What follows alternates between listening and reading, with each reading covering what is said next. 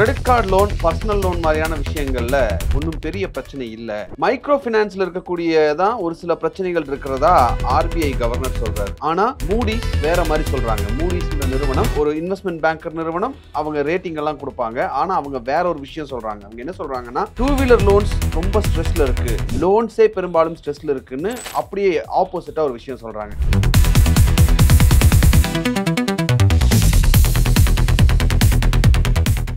வணக்கம் சார். வணக்கம் sir, 2 wheeler loan வாங்குறவங்க பே பண்றது இல்ல, நிறைய லோன்ஸ் வந்து 2 வீலர்ல தான் என்பிஏ ஆகுது அப்படிங்கிறது மூடிஸ் சொல்லக்கூடிய ஒரு அது இப்போ வந்திருக்கிற ரிப்போர்ட்.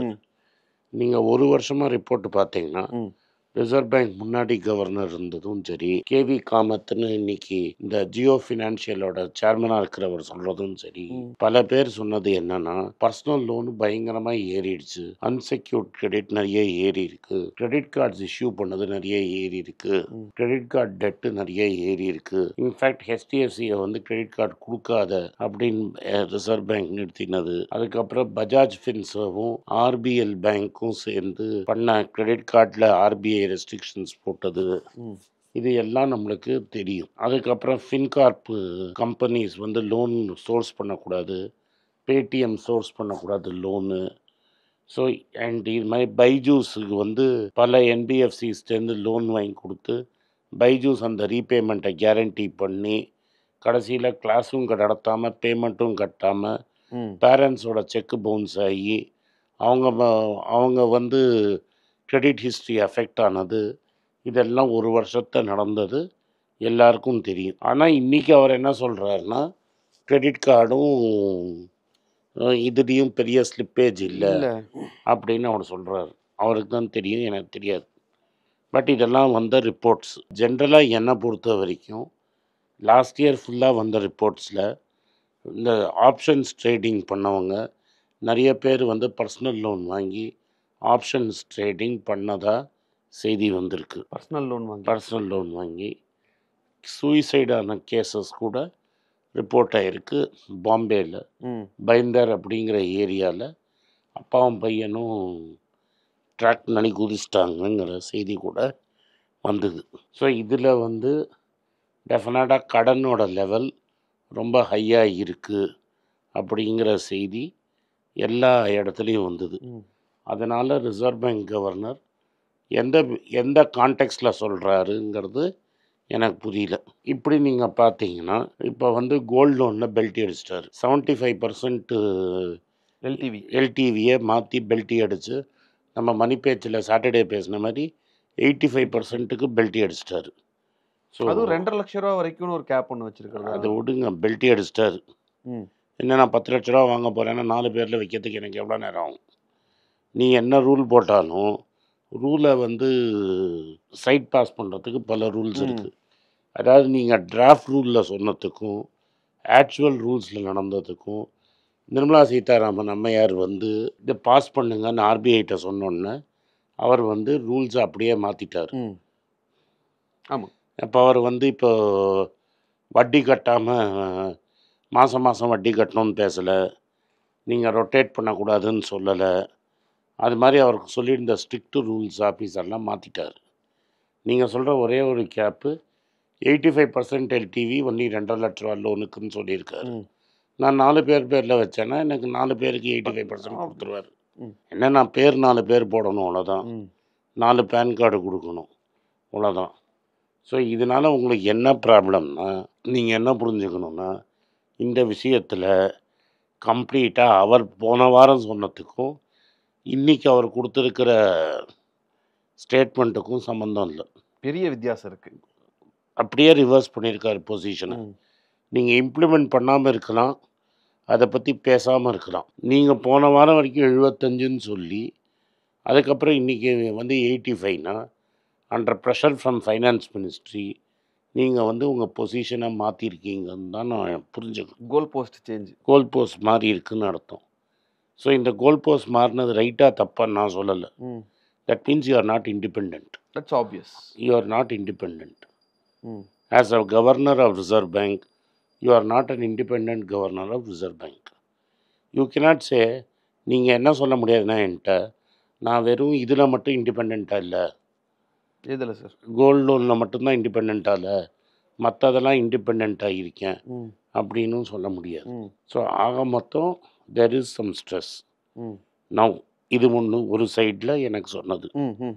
இது நான் பண்ண ரீடிங். மூடிஸ் என்ன சொல்கிறாங்கன்னு பார்ப்போம். இந்த 2 வீலர் இந்தியாவில் இன்றைக்கி இருக்கிற நிலைமை என்னென்னா, நிறைய சின்ன சின்ன ஃபைனான்ஸ் கம்பெனிஸ் எல்லாம் டயர் 3, டயர் 4, டயர் 5, டயர் 6, அதாவது 1000 பேர் 10,000 பேர் இருக்கிற கிராமத்துலலாம் லோன் ஈஸியாக கிடைக்கிறது. எனக்கே வந்திருக்காங்க, நாங்கள் லோன் கொடுக்குறோம், நாங்கள் கலெக்ட் பண்ணி கொடுக்குறோம், நீங்கள் ஒரு 10 லட்ச ரூபா இன்வெஸ்ட் பண்ணுங்கன்னு எனக்கே ஆஃபர் வந்திருக்கு. Okay sir. இப்போ நான் 10 லட்ச ரூபா கொடுத்துட்டேன்னு வச்சுக்கோங்க, 10 வண்டிக்கு ஃபைனான்ஸ் பண்ணுவான்.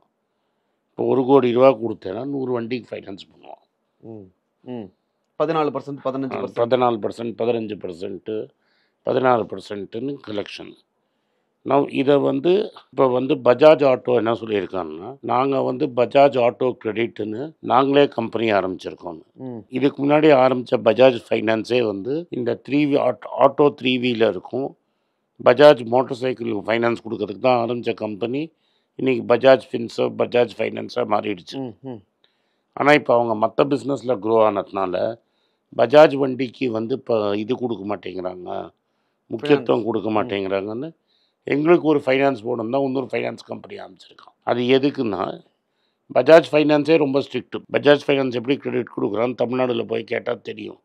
ரோட்டில் போகிறவனுக்கெல்லாம் கிரெடிட் கொடுத்து கிலோமீட்டர் வட்டி வசூல் பண்ணுற கம்பெனி. நாம தான் ஆடியோ ரெக்கார்ட் பண்ணி போட்டோம். நீ ஆடியோ ரெக்கார்ட் பண்ணி போட்டீங்க.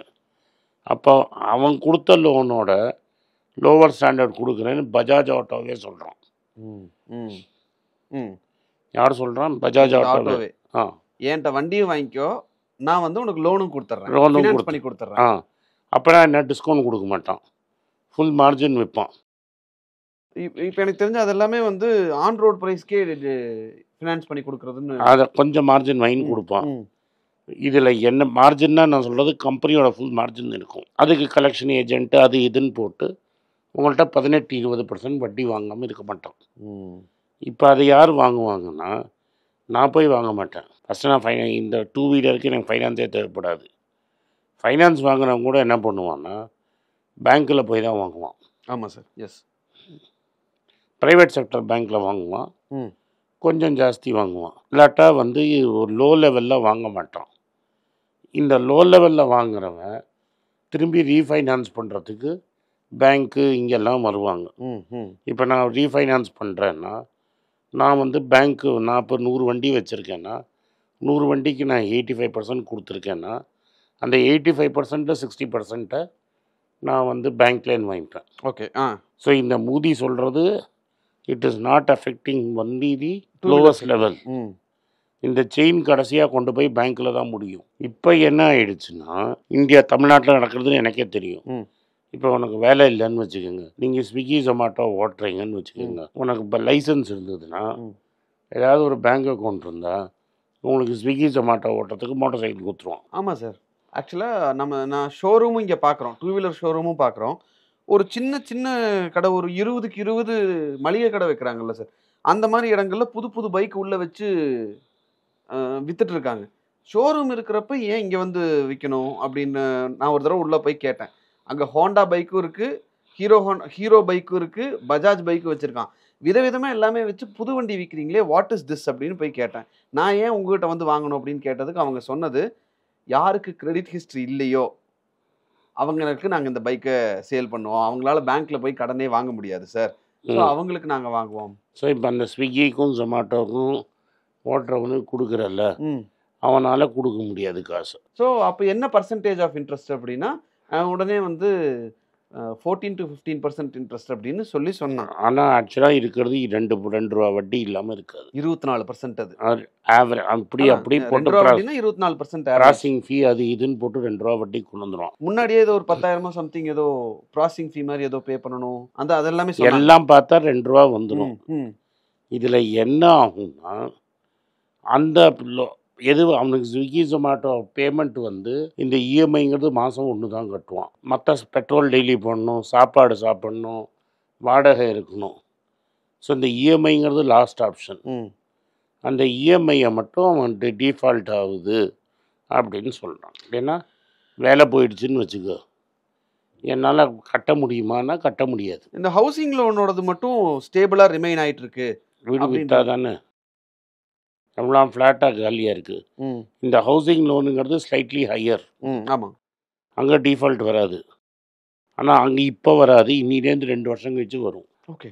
ஏன்னா நீங்கள் இப்போ கூகுள் வேலையை விட்டு ஆள் அனுப்புகிறான், அமேசான் இன்னைக்கு ஆளை விட்டு அனுப்புகிறான்.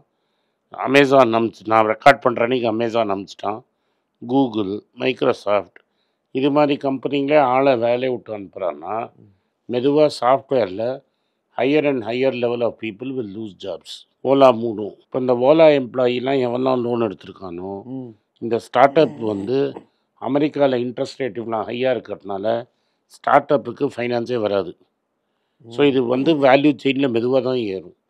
மைக்ரோ ஃபைனான்ஸுங்கிறது சுய உதவி குழு. ஆமாம், அது ப்ராப்ளமில் இருக்குது. பர்சனல் லோன் ப்ராப்ளமில் இருக்குது. இப்போ it has move to credit card. Credit கார்டுலேருந்து அடுத்தது எங்கே போகும்னா மார்ட்கேஜ் லோனுக்கு போகும். அடகு கடன். அதாவது ப்ராப்பர்ட்டி இருக்கும், மார்ட்கேஜ் பண்ணி காசு வாங்கிடுவான். நாட் ஹவுசிங் வச்சு லோன் அகேன்ஸ்ட் ப்ராப்பர்ட்டியில் மூவ் ஆகும். லோன் அகேன்ஸ்ட் ப்ராப்பர்ட்டிலேருந்து ஹவுசிங் லோனுக்கு மூவ் ஆகும். இப்படி தான் இந்த வேல்யூ செயினில் கிரெடிட்டு ப்ராப்ளம் ஆகும். Okay sir. ஸோ மூடிஸ் ஒரு விஷயம் சொல்கிறாங்க, ஆர்பிஐ ஒரு விஷயம் சொல்கிறாங்க. அதில் இருக்கக்கூடிய விஷயங்கள் என்னென்ன அப்படிங்கிறத தெளிவாக விளக்குனீங்க. நன்றி சார். நன்றி, வணக்கம். எனக்கு ஒரு விஷயத்தை அட்டென்ஷனுக்கு கொண்டு வந்திருக்காங்க. என்னோட ஏஐ ஜென்ரேட்டட் இமேஜை பார்த்து யாரோ ட்ரேடிங்க்கு பணம் கொடுத்து ஏமாந்துருக்காங்க. ப்ளீஸ், உங்களுக்கு நான் பல தடவை சொல்லிட்டேன், இப்பவும் சொல்கிறேன், நான் யார்கிட்டையும் பணம் டைரெக்டாக வாங்குறது இல்லை, அப்பாயின்மெண்ட் பார்க்குறதே கிடையாது. அதனால் என்னை பார்க்கலான்னு யாராவது காசு கேட்டாங்கன்னா இல்லைன்னு சொல்லிவிடுங்க. அடுத்தது ஒரு இமெயில் ஐடி இருக்குது, அதில் போட்டால் எங்கள் டீம் கான்டாக்ட் பண்ணுவாங்க. அது டைம் ஆகுதுன்னா வினோதோட இன்ஸ்டாகிராம் அக்கௌண்ட்டில் வினோத்தை மெசேஜ் பண்ணுங்க. அவன் என் தம்பி, அதுலேயும் அவன் காசு கேட்க மாட்டான். காசு கேட்குறாங்கன்னா ஏமாறுறீங்க. யார் என்ன சொன்னாலும் கம்பெனிக்கு செபி அல்லது ஐஆர்டிஏ அல்லது ஆர்பிஐ ரெஜிஸ்ட்ரேஷன் இருக்கணும். இந்த 3 ரெஜிஸ்ட்ரேஷன் ஏதாவது இருந்தால் தான் உங்களோட பணத்தை நீங்கள் கொடுக்கணும். நீங்கள் இன்கேஸ் ஆஃப் இன்சூரன்ஸ் டைரெக்டாக இன்சூரன்ஸ் கம்பெனிக்கு தான் கொடுக்கணும். இன்கேஸ் ஆஃப் ட்ரேடிங் நீங்களே புரோக்கர்கிட்ட போட்டு ட்ரேட் பண்ணணும். மியூச்சுவல் ஃபண்டும் கம்பெனிக்கு தான் கொடுக்கணும். த்ரூ எக்ஸ்சேஞ்சு நீங்கள் வாங்கிக்கலாம். இதெல்லாம் எதுக்கு நான் உங்களுக்கு சொல்கிறேன்னா, யாரையாவது சொல்கிறாங்கன்னு நம்பி ஏமாறாதீங்க. உங்களுக்காக நான் ட்ரேட் பண்ண முடியாது, அது இல்லீகல். நான் ட்ரேடும் பண்ணுறது கிடையாது. அதனால் ட்ரேடிங் ப்ராஃபிட் பண்ணி தரேன்னு சொல்கிறது ஏமாத்தல். எனக்கு ட்ரேடிங் பண்ண தெரியாது. என் பேரை சொல்லி ட்ரேட் பண்ணி உங்களுக்கு ப்ராஃபிட் ஷேரிங்னா ஃப்ராடு, ஏமாற்றம். நான் யார்கிட்டையும் காசு கேட்கல, கேட்கவும் மாட்டேன்.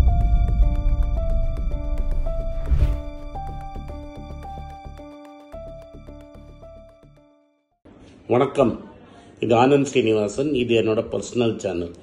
மணி பேச்சுக்கு தனியாக ஒரு சேனல் இருக்குது, அது டெலிகிராஃப் சேனல். இது என்னோட பர்சனல் சேனல். நான் என்ன நினைக்கிறேன், நான் தத்துவ பேச்சை பற்றி என்ன பேசுகிறேன், நான் பொருளாதாரத்தை பற்றி என்ன நினைக்கிறேன், ஜென்ரல் பொருளாதாரத்தை பற்றி நினைக்கிறேன், என் ஐடியாலஜியை பற்றி நான் என்ன நினைக்கிறேன், என்னோட ஃபிலாசபி, என்னோட நம்பிக்கை, ரமண மகரிஷி, சார்லி மங்கர் பற்றிலாம் என்ன நினைக்கிறேன்னு இதில் பேசுவேன். இதில் வீடியோ அப்டேட் அப்பப்போ வரும்.